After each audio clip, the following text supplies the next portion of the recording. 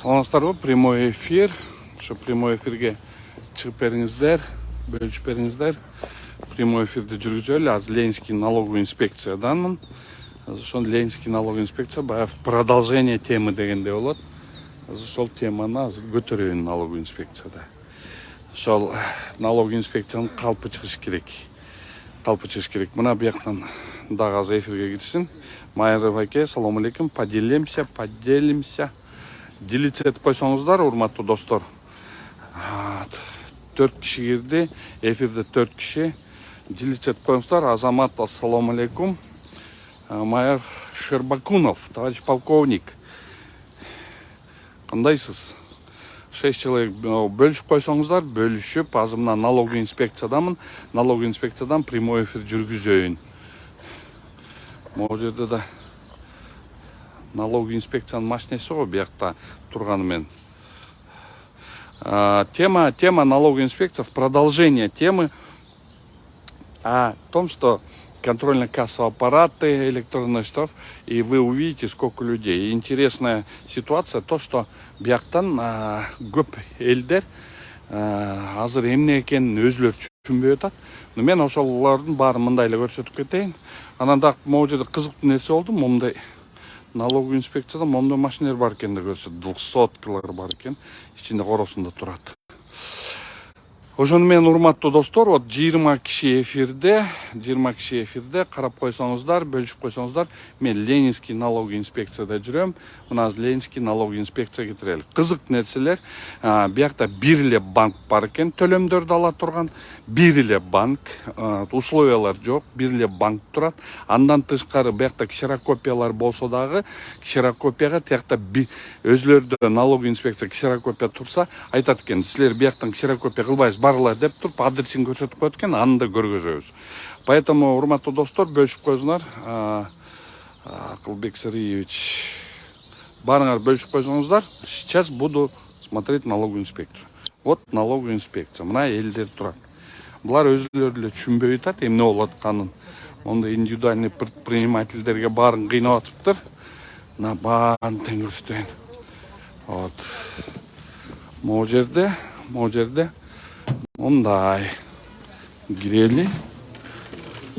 Алейкум. Кирели, могу жерде ККМ керек жок, деп мына карап көрсөңүздөр. Элдер мына единый налоговый декларациялар толтурабыз деп, момунча элдер турат.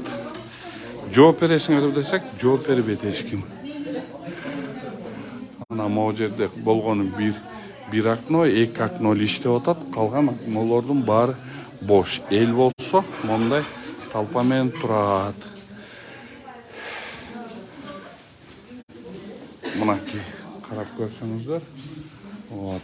Мына кийинки залга баралы. Аякта дагы ошондой талпа. Вот, анан кийин дагы кайсы бети менен элдер айтып атат, что биз деген түшүндүрүү иштер жүргүзүп атабыз деп. Эч кандай түшүндүрүү иштер жүргөн жери жок. Эч кандай түшүндүрүү иштер жүргөн жери жок. Наоборот, кыйкырып өкүргөндөн башка эч бир эме уккан жокмун. Баян эле айткам, налоговый инспекция келем деп. Вот. Мына келип атабыз. Мына биякта киши азыраак экен. Мына бирок ушинтип налоговый отчетторду могу толтурат, текшерип. Булар деген оокат кылып содалардын астында олтурат, могу коюп туруп, толтуруп коюп олтурат. Же бир үчүнчү түшүндүрүү иштери жок. Эми кызык нерсеси. Могу жерден кызык нерсеси мындай болуп атат. Биякта мына бүт жерде ошо налоговый инспекцияда бир гана банк бар экен. Ошол банк деген очередь карап көрүлө, налоговый платежторду ондай бир банк бер экен. Мынакей. Бул банкка Аман банк дейт. Бир эле банк, эч кандай бир эме жок. Тяжелое положение. Мындайча айтканда элдер очередь турат, балдар менен турат. Андан тышкары, тияктан налоговыйдан ксерокопиялар турса да биз ксерокопия кылбайбыз деп туруп кыйкырып коет экен. Мен азыр өзүм ошонго кабылдым. Андан кийин айтат экен, адрести көрсөтүп берет экен. Могу эле жерде бар экен. Аны элдин баары ушул жака чуркап туруп декларацияларын, копияларын, тияк-бияктарын жасайт экен. Копияларын бүт ушул жактан жасайт экен. Бир эле жер бар экен.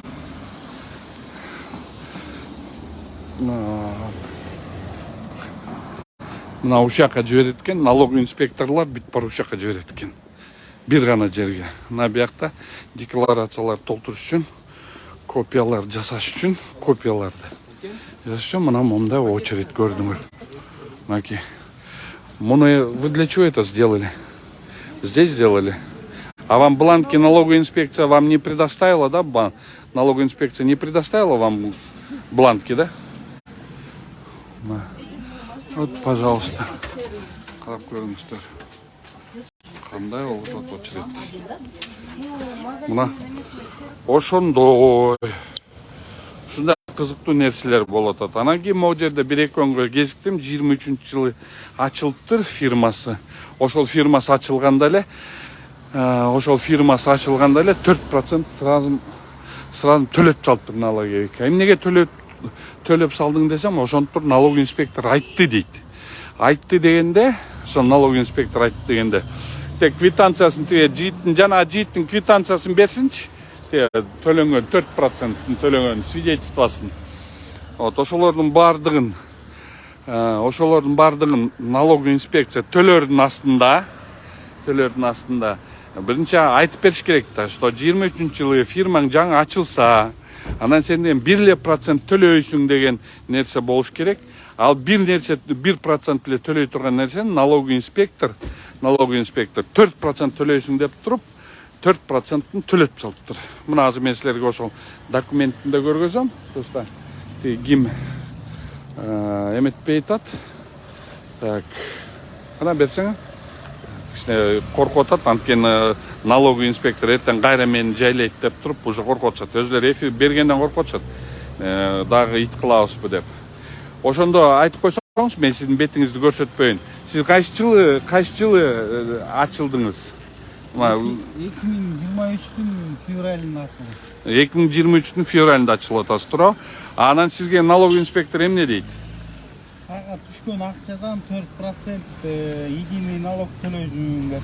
Анан 4% төлөп салгам мынакей. 4%. Фирмаңар качан ачылды эле? 23-жылы февралда. 23-жылы февралда ачылган фирмадан 4%. Фамилиямды көргөзбөйм. Жок, көргөзбөйм. Фамилияңыз гана ки. Мына фамилияны көргөзбөйм. Мына мынтип эле коеюн. Мына фамилияңызды көргөзбөйм.